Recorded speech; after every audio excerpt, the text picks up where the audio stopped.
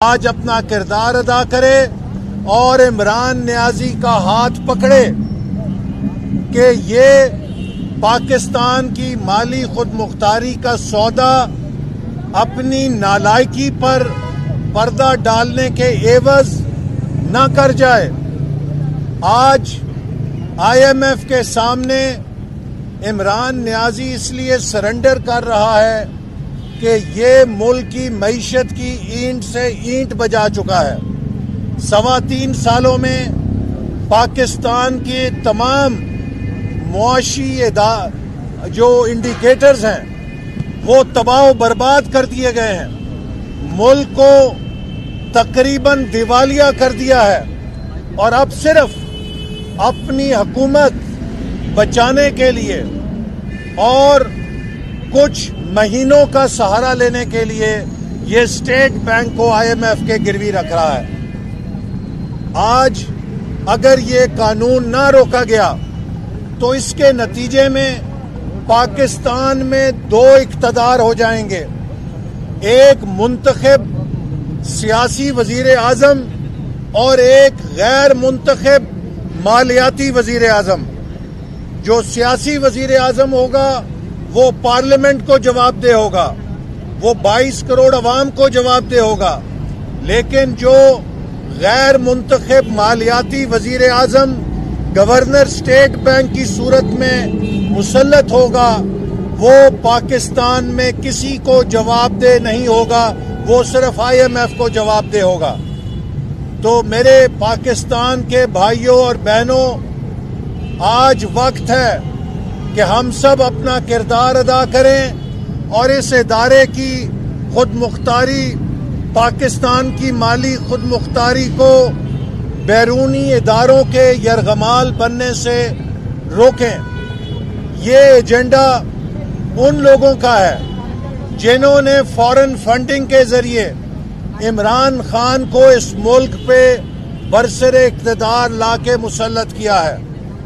آج یہ بات ثابت ہو گئی ہے کہ عمران نیازی جس نے ایمانداری کا میک اپ کیا ہوا تھا، قوم کو ہر وقت شفافیت کا درس دیتا تھا، جب فارن فنڈنگ کیس کی رپورٹ آئی اس کا میک اپ اترا تو اندر سے ایک نہایت بھیانک کرپشن کا، منی لانڈرنگ کا اور پاکستان دشمن لابیز سے بیرونی فنڈنگ حاصل کرنے کا چہرہ سامنے آیا ہے۔ اور وہ شخص جو افغانستان میں امریکہ کی مداخلت کی خلاف ورزی یا مخالفت میں بیانات دیا کرتا تھا، پتہ چلا کہ وہ نیٹو کے کانٹریکٹر سے بھی چندے لیا کرتا تھا اور ان نیٹو کے کانٹریکٹرز کو انعام کے طور پہ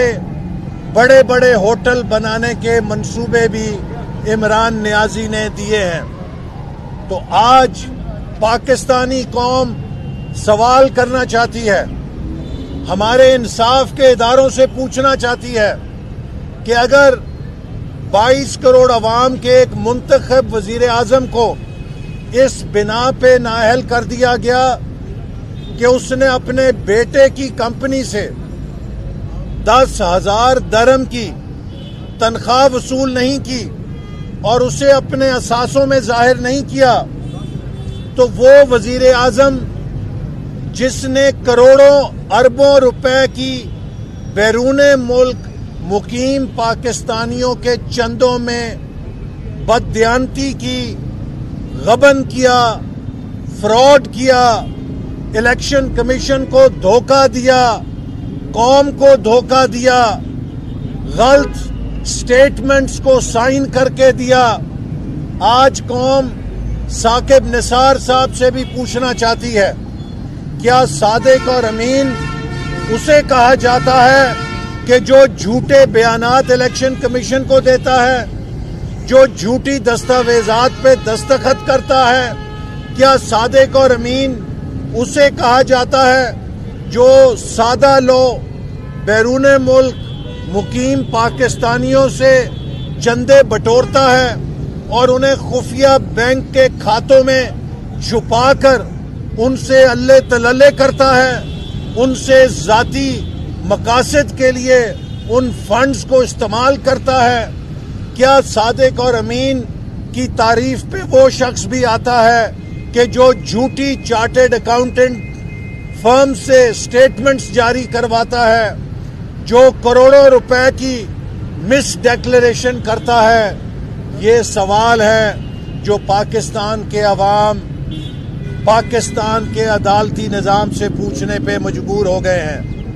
اگر ایک وزیر اعظم کو اس بنا پہ نااہل کر دیا گیا کہ اس نے اپنے بیٹے کے 10,000 درہم کی تنخواہ وصول نہیں کی، تو جس نے پاکستانی قوم کے کروڑوں اربوں روپے پہ ڈاکہ ڈالا، جس نے پاکستان دشمن لوگوں سے چندے وصول کیے، جس نے مس ڈیکلیریشن کی، جس نے قوم سے دھوکہ کیا، اس کو کیسے نااہل نہیں کیا جاتا؟ عمران نیازی کا ایک ایک دن اس منصب کے اوپر اب بیٹھنا الیکشن کمیشن کی اسکروٹنی کمیٹی کی رپورٹ کے بعد ہمارے نظام عدل کے اوپر ایک بہت بڑا قرض ہے۔ سوال ہے کہ ہم ایک فائنینشل مجرم کو، جس نے منی لانڈرنگ کی، جس نے کرپشن کی، جس نے اپنے پارٹی کے ملازموں، کمپیوٹر آپریٹرز، چپڑاسیوں کے نام پر پیسے منگا کر ان سے پیسے کھائے، ان سے پیسے واپس لے کے ذاتی مقاصد کے لیے استعمال کیے، یہ کام اس نے اپنے کسی کاروبار کے لیے نہیں کیا، یہ دھندا اس نے بیرون ملک مقیم پاکستانیوں کے چندوں کے ساتھ کیا ہے، جو کہ انتہائی قابل مذمت ہے۔ اور آج وقت آ گیا ہے کہ اس فراڈ کو، اس دھوکے کو جو پاکستانی قوم کے ساتھ کیا گیا ہے، اس کا حساب لیا جائے۔ اور میں مطالبہ کرتا ہوں کہ عمران نیازی فوری طور پہ مستعفی ہو، چونکہ یہ مطالبہ کیا کرتا تھا کہ وزیر اعظم اگر اپنے عہدے پہ بیٹھا رہے گا تو وہ تحقیقات پہ اثر انداز ہو سکتا ہے۔ عمران نیازی صاحب، آپ کا اپنا جو پیمانہ ہے، آپ نے جو اپنا مورل سٹینڈرڈ قائم کیا تھا کہ اگر وزیر اعظم پر الزام ہو تو وزیر اعظم کو استعفیٰ دے کر آزادانہ تحقیقات کا راستہ ہموار کرنا چاہیے، تو اب تاریخ آپ کی طرف دیکھ رہی ہے۔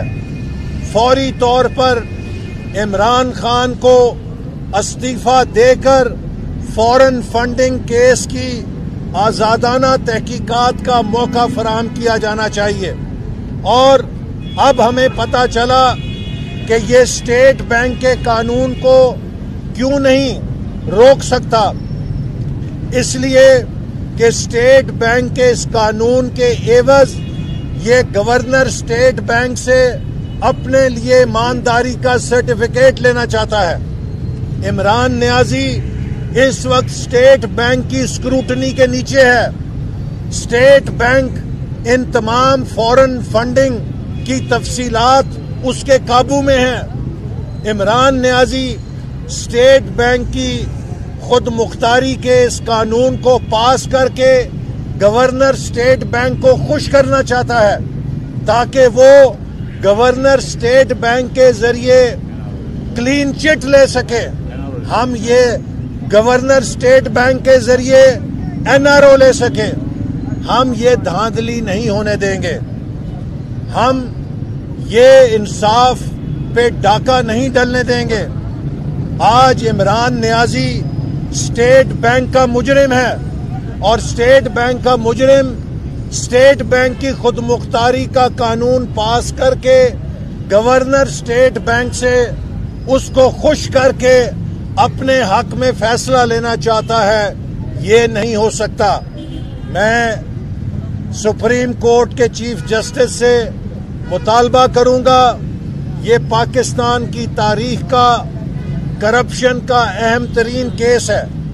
फौरी तौर पे वजीर आजम को उनके ओहदे से अलहदा किया जाए, चूंकि इमरान नियाजी खुद को इस करप्शन से बचाने के लिए स्टेट बैंक का सौदा कर रहा है।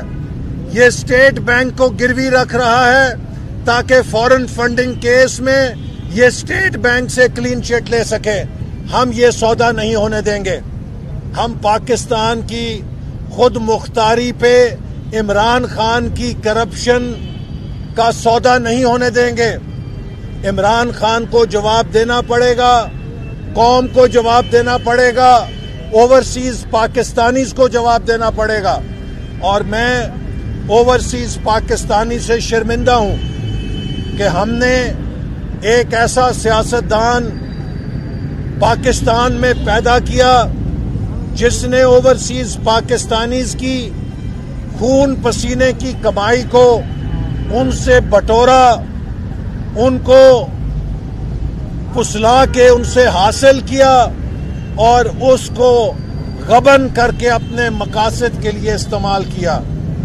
मैं ओवरसीज पाकिस्तानी से माजरत करता हूं और वादा करता हूं कि उनके मुजरिम इमरान नियाजी को, जिसने उनके पैसों पे डाका डाला, उनके पैसों में गबन किया, हम इसको कानून के कटहरे में खड़ा करके एक एक पाई का हिसाब लेंगे।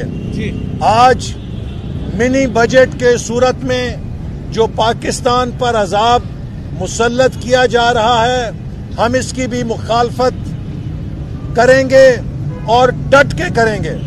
और मैं पीटीआई के हर एमएनए को और पीटीआई के हर एमएनए के वोटर को कहूंगा कि आप अपने हलके के एमएनए को जाकर बताएं कि अगर आपने मिनी बजट और स्टेट बैंक की खुद मुख्तारी के सौदे पर वोट दिया तो आपको पाकिस्तान की तारीख मीर सादिक और मीर जाफर के नाम से पुकारेगी।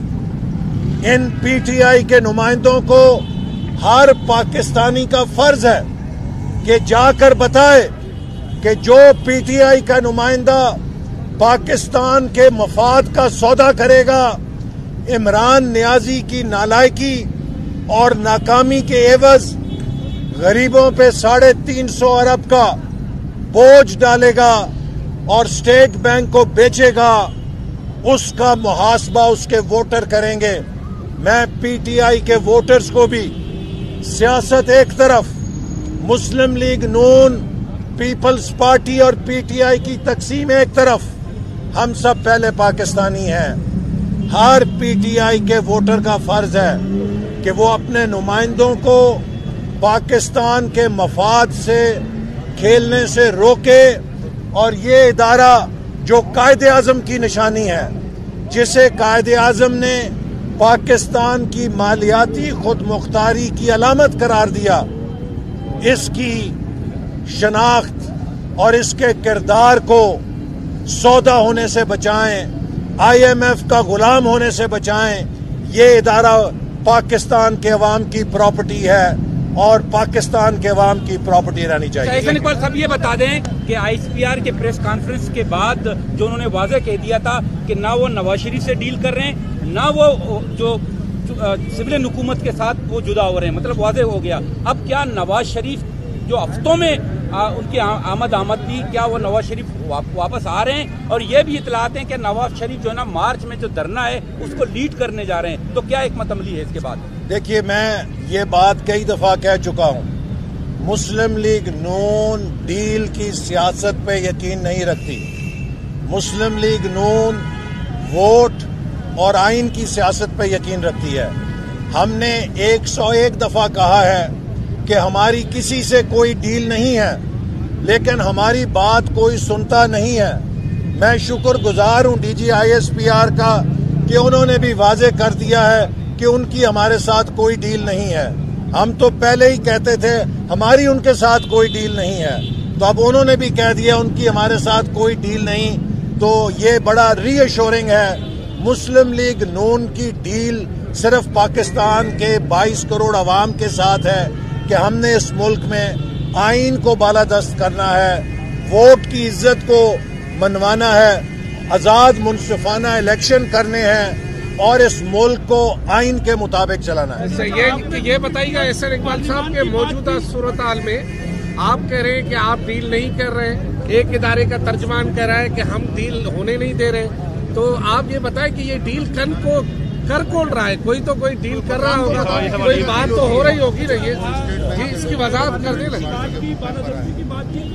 شہباز شریف پارلیمنٹ میں جب انتہائی عوام دشمن بجٹ آپ لوگوں کو آ رہا ہے منی بجٹ, اس موقع پہ